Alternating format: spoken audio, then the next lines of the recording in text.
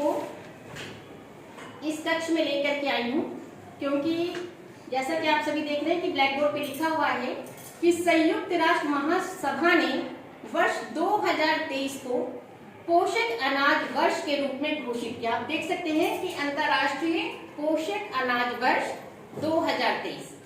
तो संयुक्त राष्ट्र महासभा ने जब इसे अंतर्राष्ट्रीय पोषक अनाज वर्ष के रूप में घोषित किया है तो इसके पीछे जरूर कोई तथ्य होंगे। आजकल हम सभी क्या करते हैं कि बहुत ही फाइन पार्टिकल्स जो होते हैं, जैसे मैदा से बने हुए अनाज खाते हैं, और हम सभी जानते हैं कि ये हमारे स्वास्थ्य के लिए उचित नहीं है। आज हम तरह तरह की बीमारियों से ग्रसित हो रहे हैं। हमारी जीवन शैली ऐसी है कि ना तो हम खेत खलिहानों में जाते हैं और ना ही हमारे पास मोटे अनाजों के प्रति कोई जानकारी होती है।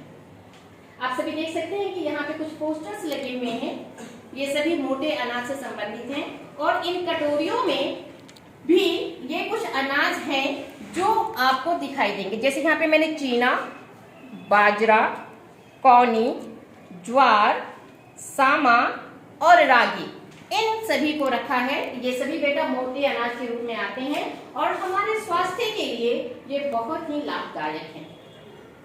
हमें अगर अपने स्वास्थ्य के प्रति अगर हमें चेतना है तो जाहिर सी बात है कि हम carbohydrate, fat, protein, vitamin, mineral, roughage सभी को लेते हैं और ढेर सारा हम लोग पानी पीते हैं। अगर हम देखें कि रागी, ये रागी है, ये आप देख सकते हैं, सभी बच्चों दिखाई दे रहा है सभी को?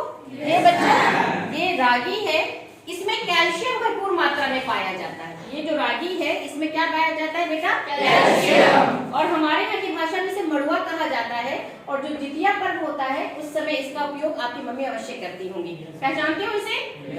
आप सभी बच्चे पहचानते हैं? बिल्कुल सही। ये बेटा बाजरा है। ये क्या है बेटा? बाजरा। और ये जो बाजरा है इसमें कैल्शियम और मैग्नीशियम भरपूर मात्रा में पाया जाता है।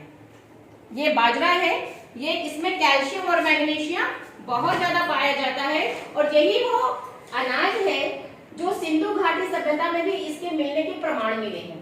सिंधु घाटी सभ्यता में जो मुख्य अनाज उपजाए गए थे तो उसमें बाजरा का भी एक महत्वपूर्ण योगदान था। ये उस समय भी उपजाया जाता था और आज भी भारत इसका प्रमुख उत्पादक है। ठीक है, तो ये बेटा बाजरा है। आप सभी को इन अनाजों के बारे में अपने माता पिता से चर्चा करनी चाहिए और अपनी मम्मी को ये बताना चाहिए कि इन अनाजों का हमारे भोजन में समावेश होना चाहिए। और ये जो बेटा बाजरा देख रहे हैं, ये जलवायु परिवर्तन को इसमें बर्दाश्त करने की बहुत ज्यादा क्षमता होती है।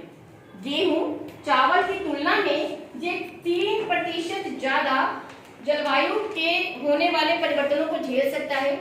इसमें सिंचाई के लिए पानी की बहुत ही कम आवश्यकता होती है। इसे बहुत ज्यादा सूर्य का प्रकाश भी नहीं चाहिए। ये मतलब ये कह सकते हैं कि ये विभिन्न परिस्थितियों में ये आसानी से उपजाया जाने वाला एक फसल है, जो कि आप बाजरा देख सकते हैं। मैं चाहूंगी कि आप सभी बच्चे नजदीक आकर के इन अनाजों को पहचाने एक एक करके, और बढ़िया से पहचाने, और अपने घर में भी अपने माता पिता को बताएं कि यदि वे स्वस्थ रहना चाहते हैं तो वो केवल पिज्जा बर्गर हमें ना दें, वो आपके लिए सप्ताह में प्रतिदिन कम से कम किसी एक मोटे अनाज का प्रयोग करें और अलग अलग अनाजों का प्रयोग करें, ताकि हमारा आने वाला भारत स्वस्थ भारत हो। यदि आप स्वस्थ होंगे तो हमारा देश स्वस्थ होगा। ठीक है, तो सबसे पहले मैं बुलाना चाहूंगी विधि, आप आइए बेटा। आप इन सभी अनाजों को देखिए और पहचानिए, सभी को देखिए और पहचानिए गौर से। प्रांजलि आप आइए बेटा। आप सभी को बेटा इन अनाजों का पहचानना है और अपने घर के आसपास के लोगों को जागरूक करना है कि वो इस अनाज को अपने भोजन में शामिल करें, यदि वो एक स्वस्थ जीवन शैली चाहते हैं। इस प्रोग्राम के बाद एक छोटा सा क्विज ऑर्गेनाइज होगा, और मैं आशा करती हूँ कि आप सभी ने जो कुछ सुना है और जो इनके बारे में आप जानते हैं वो आप उसमें अपना बेहतरीन प्रदर्शन करेंगे। पहचाना आपने? अलग अलग बच्चे आएंगे और वो इसको पहचानेंगे। आप लोग अपने घर में सभी को बताएंगे ना? बिल्कुल बताएंगे। अच्छा ये बताओ, पिज्जा बर्गर